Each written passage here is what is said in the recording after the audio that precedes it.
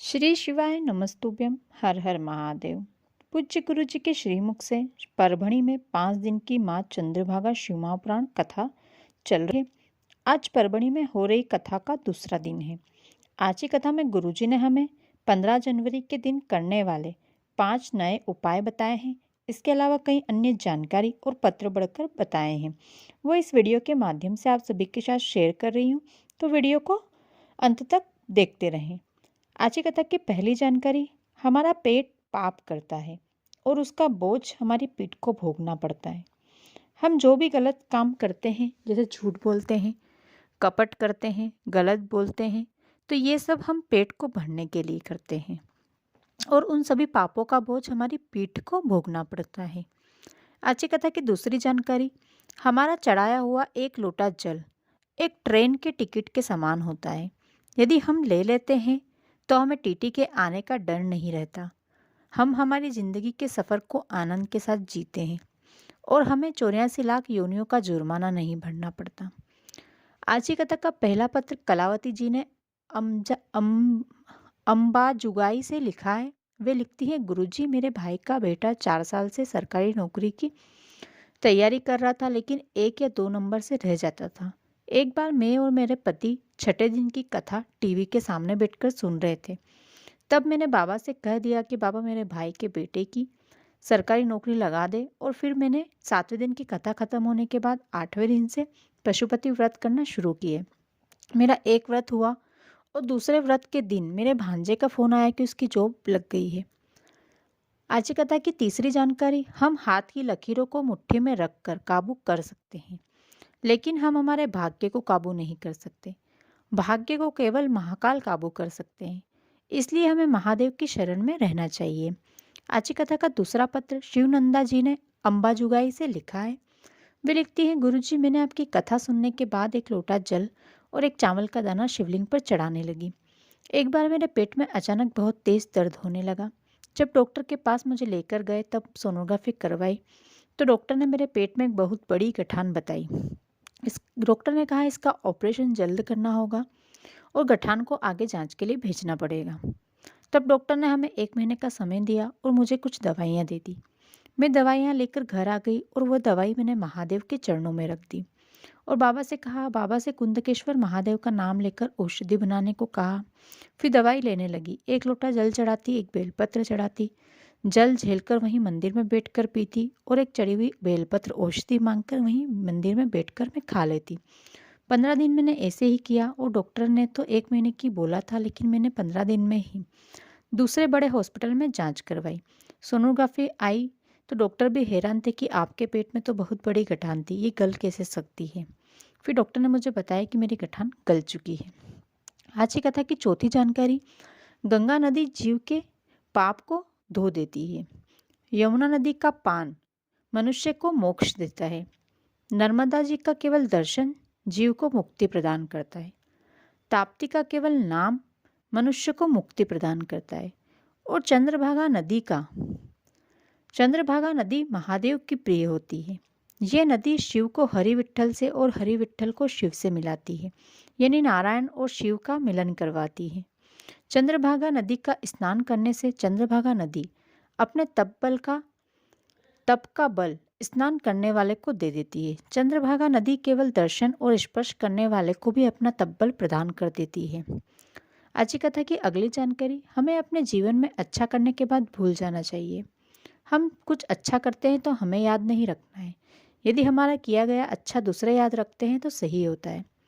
हमारे द्वारा किए गए पुण्य को यदि हम सबको बताते फिरते हैं तो हमारा पुण्य घट जाता है, और यदि हम छुपकर बिना किसी को बताए पुण्य करते हैं तो हमारे पुण्य का फल बढ़ जाता है। आज की कथा में गुरुजी ने बताया है कि मकर संक्रांति के दिन खिचड़ी क्यों बनाई जाती है। गुरुजी ने बताया कि जब सनातन धर्म पर आंच आकर खड़ी हो गई थी, जब खिलजी से युद्ध चल रहा था, तो उस युद्ध में सैनिक नहीं बचे थे उसके सामने खड़े रहने के लिए। तब गुरु गोरखनाथ जी ने अपने शिष्यों के साथ चिमटे लेकर युद्ध करने चले गए थे। जब युद्ध चल रहा था तब खिलजी अपनी सेना के साथ एक बार पीछे हट गया, लेकिन फिर से उसने आक्रमण किया।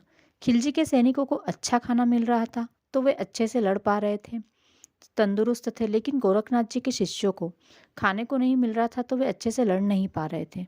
उस दिन मकर संक्रांति थी और तब मकर संक्रांति के दिन पहली बार गुरु गोरखनाथ जी ने अपने शिष्यों के लिए, अपने सैनिकों के लिए खिचड़ी बनाई थी। सभी ने खिचड़ी खाई और युद्ध में जीत पाई। तभी से मकर संक्रांति के दिन खिचड़ी बनाई जाती है। आज की कथा में गुरुजी ने बताया कि पूज्य गुरुजी की परवणी की कथा 17 जनवरी को समाप्त हो जाएगी। इसके बाद गुरुजी की अगली कथा 23 जनवरी से 29 जनवरी तक पावागढ़ में होने वाली है। इस कथा का पूरा पता रामजी मंदिर, कंजरी, हलोल, पंचमहल, पावागढ़, गुजरात में है। इस कथा का समय 2 बजे से 5 बजे तक रहेगा। इस कथा का नाम गुरुजी ने श्री राम शिव महापुराण का कथा दिया है। इस कथा में गुरुजी ने हमें रामपथ गमन के बारे में बताएंगे कि जब राम जी सीता मैया को छुड़ाने जा रहे थे, तब राम जी ने रास्ते में कितनी बार शिव जी का स्मरण किया, कितनी बार शिव जी की पूजा की और कितने शिवलिंगों की स्थापना की। इन सभी के बारे में गुरुजी हमें इस कथा में बताने वाले हैं। आज की कथा में गुरुजी ने मकर संक्रांति के दिन, मकर संक्रांति के पर्व पर जब सूर्य उत्तरायण चले जाते हैं तब करने वाले उपाय बताए हैं। मकर संक्रांति तब मनाई जाती है जब सूर्य उत्तरायण कर लेते हैं, उसके अगले दिन या उसके बाद मकर संक्रांति का पर्व मनाया जाता है। 2023 में सूर्य चंद्रा 14 जनवरी के दिन शाम को 8:49 पर उत्तरायण करेंगे। इसलिए मकर संक्रांति का पर्व इस वर्ष 2023 में 15 जनवरी को मनाया जाएगा। तो आपको ये सभी उपाय कल यानी 15 जनवरी को करना है। पहला उपाय, आपका व्यापार बहुत अच्छा चल रहा था लेकिन अचानक चलना बंद हो गया, या फिर आप कोई एग्ज़ाम दे रहे हैं या इंटरव्यू दे रहे हैं लेकिन आप उसमें निकल नहीं पा रहे हैं, तो एक लोटा जल लें। अब अपने सीधे हाथ की हथेली में एक बेलपत्र रखें। बेलपत्र का चिकना वाला भाग ऊपर की ओर रखना है। अब इस बेलपत्र के ऊपर जल से भरा कलश रख लें और अपने नाम और गोत्र का स्मरण करके अपने उल्टे हाथ की हथेली उस कलश के मुंह पर ढक दें। अब कलश को अपने हाथों में ऐसे ही लेकर ढका हुआ शिव मंदिर जाएं।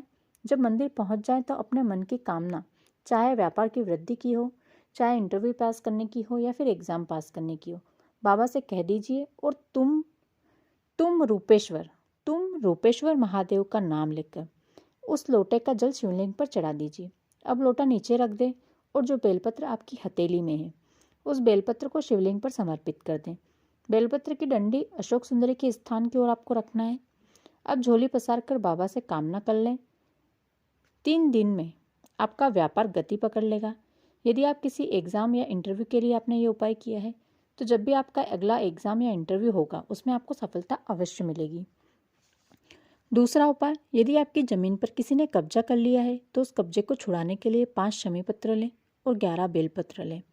जब सूर्य उत्तरायण कर ले तब सभी बेलपत्र और शमीपत्र को सूर्य के ऊपर 7 बार घुमा लीजिए और शिव मंदिर में जाकर श्री शिवाय नमस्तुभ्यम बोलते हुए शिवलिंग पर समर्पित कर दें।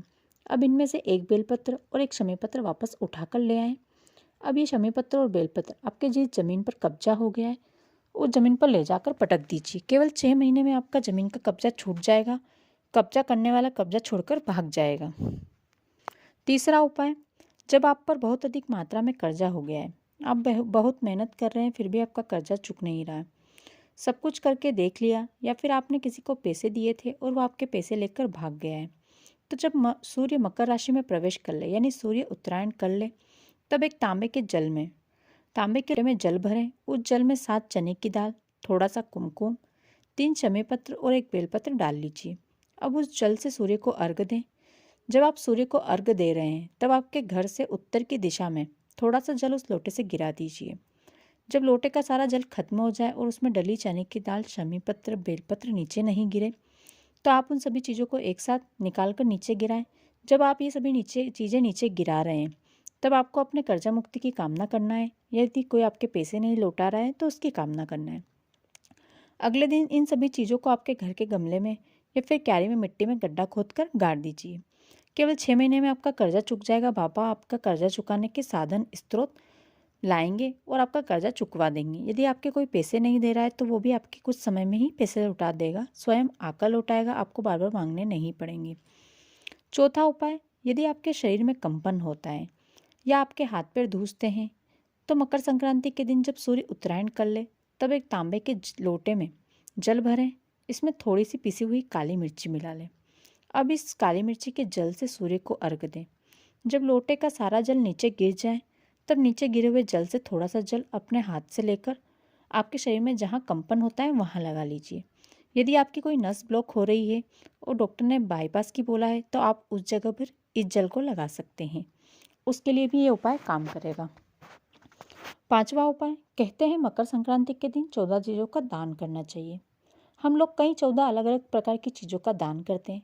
जैसे सुहागन महिलाओं को सुहाग की चीज़ों का दान देते हैं या फिर किसी 14 प्लास्टिक की चीज़ों का दान देते हैं, लेकिन ये सब हमारे शास्त्रों में नहीं लिखा है।